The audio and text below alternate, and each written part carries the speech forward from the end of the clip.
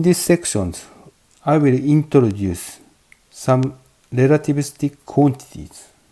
Newton's law of motion has the same forms in the Galilean coordinate transformations, but the Galilean transformation need to be replaced by the Lorentz transformations when the speed of the particle is very close to the speed of light.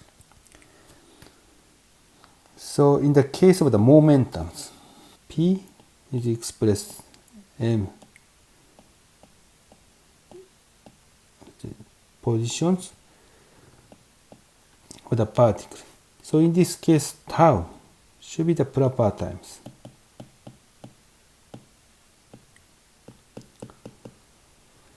But tau is related with 1 minus v over c square t. If you measure the motion of the particles, you use this t, not in the tau.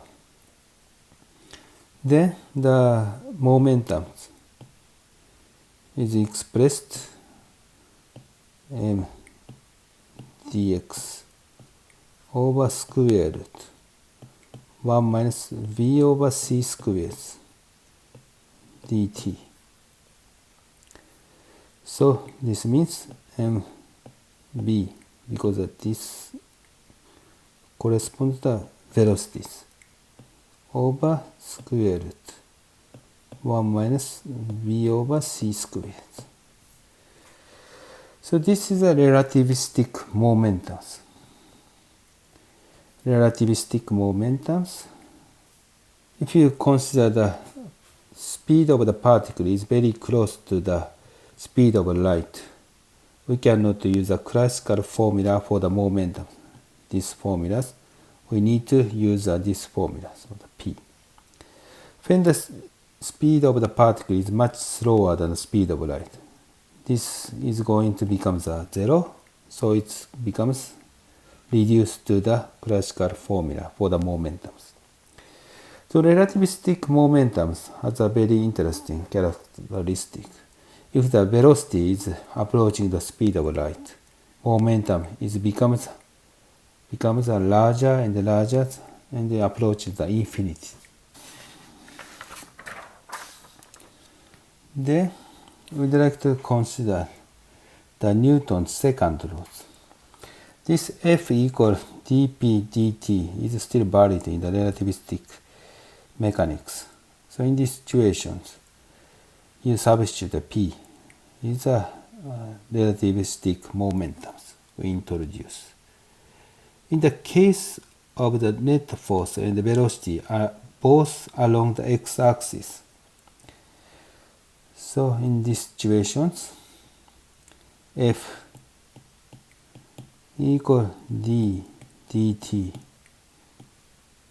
and v sub x over square root 1 minus b sub x over c squared. Then find the derivative of these terms. It becomes ma sub x. Derivative of the v sub x with respect to t becomes a sub x. Then square root 1 minus b sub x over c squared. And the derivative of the square root is minus 1 over 2 and v sub x over 1 minus b sub x over c squared 3 over 2 times minus 2 b sub x a sub x over c squared.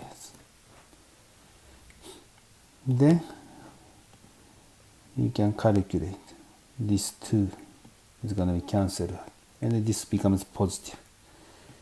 And m sub x over square root 1 minus b sub x over c squared becomes 1 plus b sub x squared over c squared over 1 minus b sub x over c squared.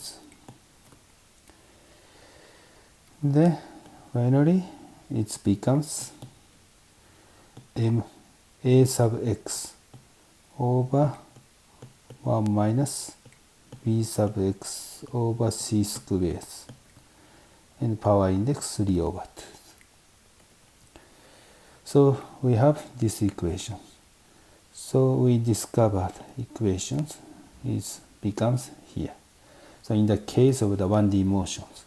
So from this equation, you can express A equal f over m times 1 minus v over c squares, and the power index is 3 over 2. When the v is approaching to the c, so this is approaching to the c, you can substitute c. Then this is going to become 1 minus 1. So acceleration becomes 0.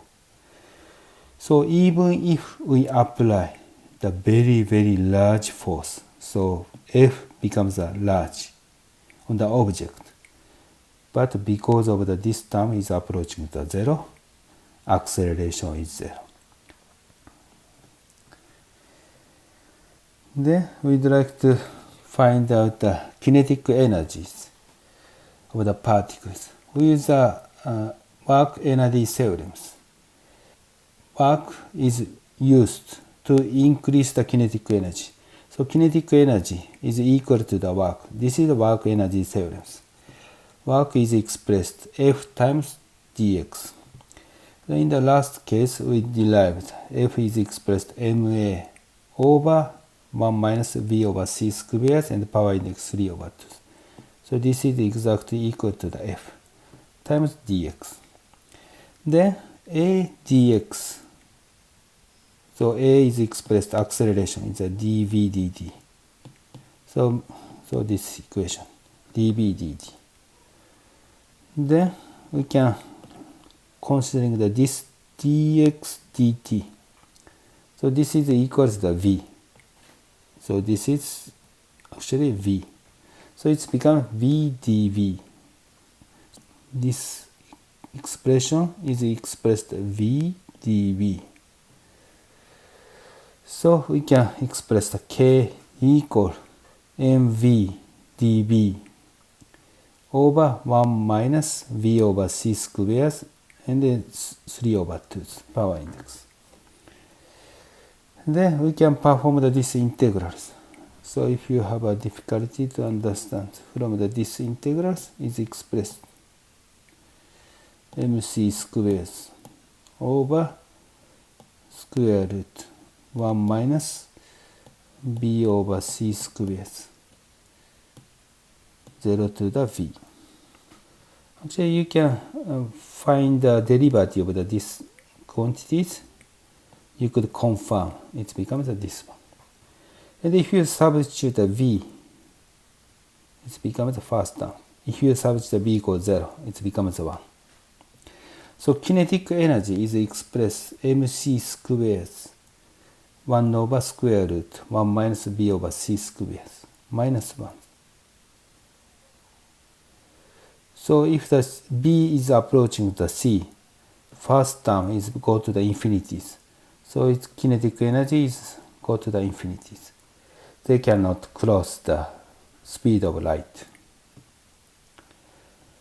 So kinetic energy, we have this expression.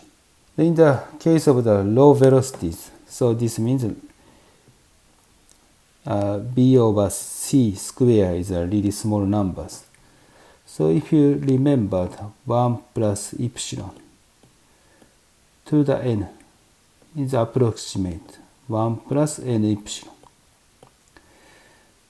When the epsilon is much smaller than 1.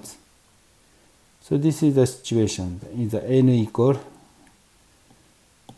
minus 1 over 2. And the epsilon is minus v over c square. Then you can find out to the second terms. Okay, third term is a more approximation is required. The kinetic energy then expressed from this equation, you can substitute these expressions here. Then k equal mc squares 1 plus 1 over 2 b square over c square minus 1. Then 1 is going to be cancelled out. And the c square is going to be cancelled out. So it becomes 1 over 2 mv squares. So this is a classical Newton's kinetic energies. 1 over 2 mv squares. So we could derive the Newton's kinetic energies from this relativistic kinetic energy. Total energy we are going to obtain. We have already discovered the kinetic energy is mc squared, this one. But this terms, the negative 1, is independent of motion. So if you substitute a v equals 0, we obtained it's going to be the zero kinetic energy. So total energy is obtained. Kinetic energy plus rest energy. So this term is going to cancel out. So mc squares over 1 minus b over c squares. So the most famous equation in physics is E equal mc squares. This is obtained when the v equal 0. The mass is one form of energy.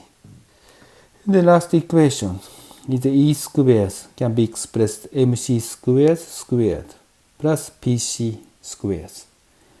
Okay, this is the end of this session.